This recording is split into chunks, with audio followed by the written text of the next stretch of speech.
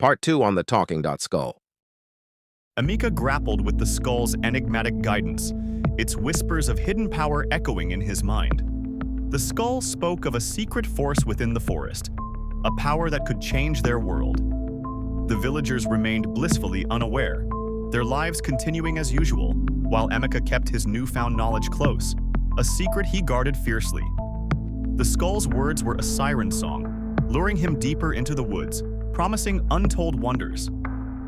The nights were filled with cryptic dreams and visions, fueling Emeka's determination. He began to see the world differently, the mundane now filled with hidden meanings, the ordinary transformed into the extraordinary. The skull had awakened something within him, a hunger for the unknown that he could no longer ignore.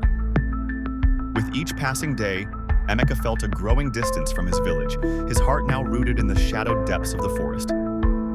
Driven by a force he couldn't comprehend, Emeka committed to the skull's path, ready to unravel its mysteries. As he ventured deeper into the woods, a sense of anticipation mingled with a touch of fear. The skull's influence was growing, and Emeka knew that he was on the verge of a discovery that would change his life forever. He had no idea that the elders would soon discover his secret. As Emeka delved deeper, the forest transformed. Trees twisted into monstrous shapes, and shadows danced with a life of their own. The skull's power surged through him, granting glimpses of forgotten magic, of a time when the world was wild and untamed. He learned to command the elements, to speak with the creatures of the forest, and to see the world through the skull's ancient eyes. He was changing, becoming something more, something beyond human.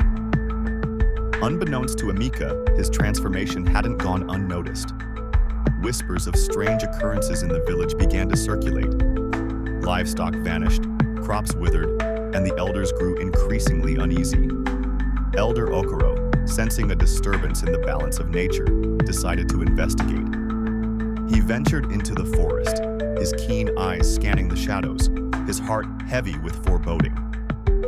Following the trail of unusual energy, Okoro stumbled upon Emeka, mid-ritual, the skull glowing in his hands. The sight sent a shock through the elder, confirming his worst fears. The elders would soon be aware of the skull. The air crackled with tension as the village's fate hung in the balance. The confrontation between Emeka and Elder Okoro was charged with tension. Okoro, though shocked, saw not evil, but a desperate attempt to protect their village from a looming threat. He recognized the power the skull offered, but also its potential for corruption. Instead of condemnation, he offered understanding. Together, they devised a plan. They would use the skull's power, but only to safeguard the village. They would learn to control its influence, to harness its energy for good. Emeka, guided by Okoro's wisdom, agreed. The elders, initially wary, were won over by Emeka's sincerity and the promise of a stronger, safer village. The skull's power was channeled, not for personal gain, but for the community. The forest, once a source of fear, became a protector, its magic woven into the fabric of their lives. The village thrived, and Emeka, no longer a solitary figure, became a bridge between the old ways and the new. The skull, once a secret, was now a symbol of their unity and resilience.